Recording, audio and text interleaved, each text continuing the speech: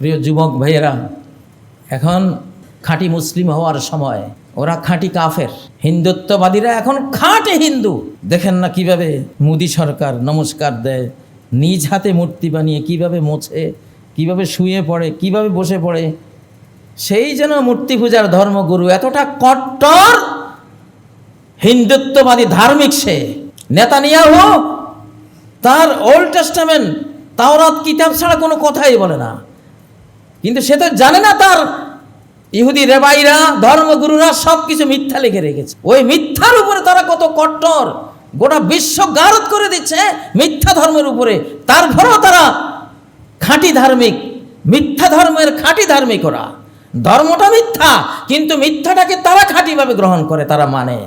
আজকে খ্রিস্টানরাও খাঁটি খ্রিস্টান, তারা বাইবেল মেনে চলে। ক্রুসেড যুদ্ধ বুশ ঘোষণা করেছিল, এটা দ্বিতীয় ক্রুসেড, এটা ধর্মযুদ্ধ।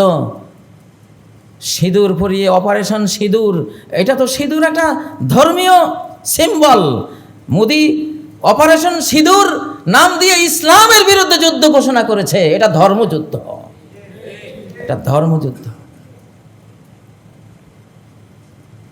তার সাথে জিন, শয়তান, ইবলিসের হাজার হাজার কোটি বিলিয়ন বাহিনী তার সাথে আছে।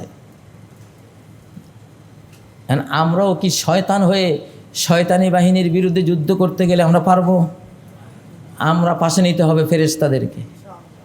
আমরা আমাদের ধর্মে হইতে হবে সীসা ঢালা প্রাচীরের মতো ঐক্যবদ্ধ। ইসলামকে মানতে হবে হৃদয়ের গভীর থেকে, হৃদয়ের গভীর থেকে। কল্লা জাকার থাক, কালেমা লা ইলাহা ইল্লাল্লাহ মুখে নিয়েছে তো নিয়েছেই, এই পথেই এগোতেই থাকবো। এক পা পিছিয়ে যাওয়ার কোনো সুযোগ আমাদের নাই। খাঁটি মুসলিম হন, খাঁটি মুসলিম।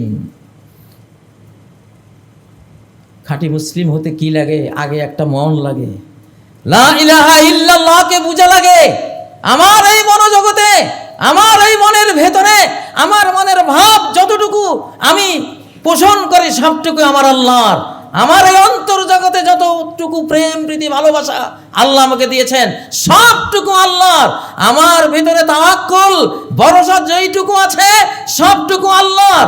আমার টাকা পয়সা আমার হাতের মুঠে থাকবে, আমার এই মাটির পৃথিবী আমার পায়ের নিচে থাকবে, আমার স্ত্রী পরিজন, আমার পূর্বপুরুষের মায়া, আমার সন্তান সন্ততির মায়া, আমার স্ত্রী পরিবারের মায়া, আমার ভাই বোনাদের মায়া, আমার গোত্র সম্প্রদায়ের মায়া, আমার সম্পদের প্রতি মায়া, আমার যে নয়নাবিরাম বাসভবন আছে সেই বাসভবনের মায়া, আমার যে ব্যবসা বাণিজ্য আছে এসব ব্যবসা বাণিজ্যের প্রতি আমার যে দুর্বলতা, মায়া, এগুলি সব পেছনে আল্লাহর প্রতি যে মায়া, যে ভালোবাসা, এটা থাকবে সবার ঊর্ধ্বে, সবার আগে।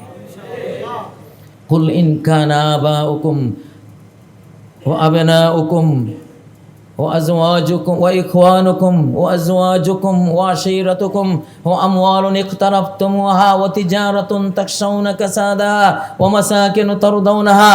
এই যে 8টা জিনিস আমি যেগুলি বললাম, এই মায়াগুলো যদি তোমাদের অন্তরে বেশি হয়, মিনাল্লাহি ওয়া রাসূলিহি, আল্লাহ রাসূলের থেকে যদি এই 8 জিনিসের মায়া বেশি করো, ও জিহাদিন ফি সাবিলে, আল্লাহর পথে যুদ্ধ করার থেকে এগুলো নিয়ে পড়ে থাকা যদি বেশি ভালো লাগে, ফাতারাব্বাসু, তাহলে অপেক্ষায় থাকো, হাত্তা ইয়াতি আল্লাহ বিআমরি, আল্লাহ তার শাস্তির অর্ডার নাজিল করা পর্যন্ত অপেক্ষায় থাকো।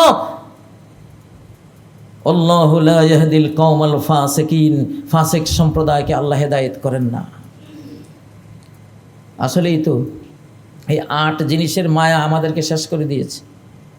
সূরা তাওবার 24 নম্বর আয়াতটি খুলে বাড়িতে গিয়ে দেখবেন আল্লাহ কি বলছেন।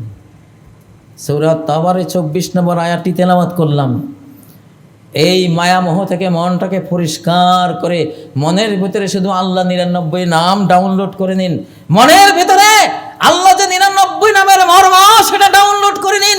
তাওহীদ, একত্ববাদ, আল্লাহর জন্যই পৃথিবীতে আসা, আল্লাহর জন্যই বেঁচে থাকা, আল্লাহর জন্যই এই মসজিদে সালাত পড়তে আসা, আল্লাহর জন্যই যত ত্যাগ তিতিক্ষা কোরবানি, সে সব এক স্রষ্টার জন্যই আমরা ঘোষণা করে রেখেছি, কুল ইন্না সলাতি ওয়া নুসুকি ওয়া মাহইয়ায়া ওয়া মামাতি লিল্লাহি রাব্বিল আলামিন।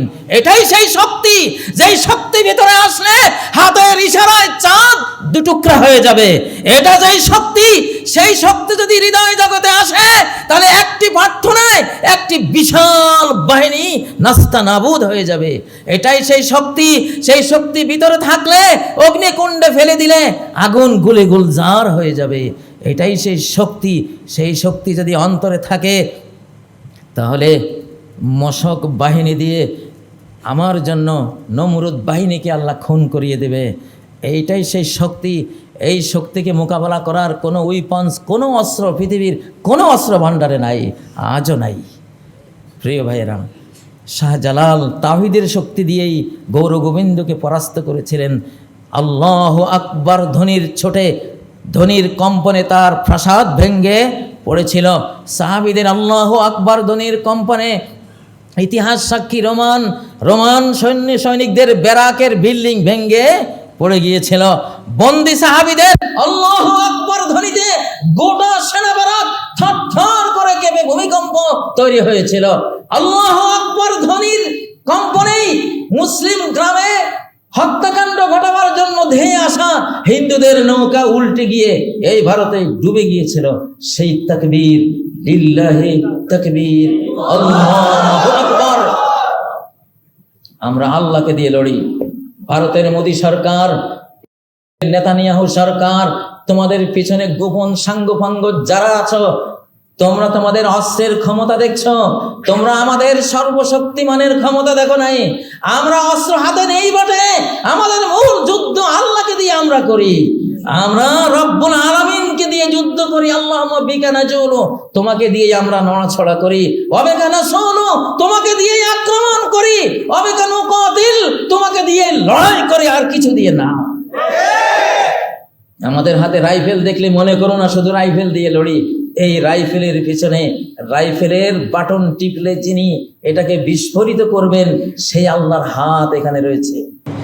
আমাদের হাতে যদি কোনো ক্ষেপণাস্ত্র থাকে, মোদী সরকার, তোমার বুঝতে হবে এই ক্ষেপণাস্ত্রের ট্রিগারের বাটনের পিছনে আকাশের মালিক, মহাবিশ্বের মালিকের হাত ক্রিয়াশীল রয়েছে। ইয়াদুল্লাহি ফাওকা আইদিহিম, এদের হাতের উপরে আল্লাহর হাত ক্রিয়াশীল রয়েছে।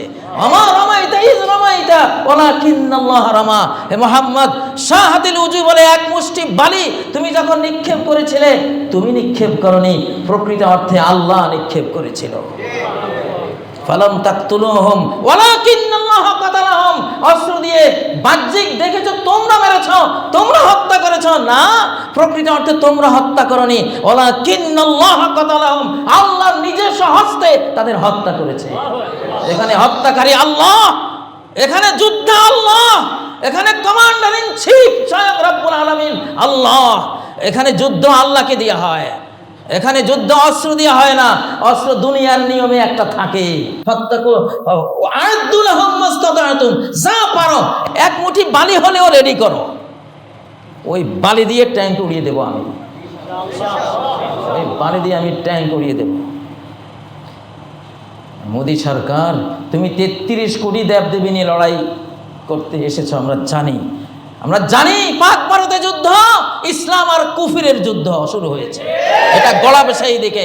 আমরা জানি এই যুদ্ধ মুসা আর ফেরাউনের যুদ্ধ। এখানে ফেরাউনকে ডুবতেই হবে, মুসাকে বিজয়ী হতেই হবে ইনশাআল্লাহ। আমরা জানি পাক ভারত যুদ্ধ, এটা ইব্রাহিম আর নমরুদের যুদ্ধ। এখানে ইব্রাহিমের বাহিনী যদি মশক বাহিনী হয়, তবুও নমরুদকে পরাস্ত হতে হবে, নমরুদকেও মরতে হবে।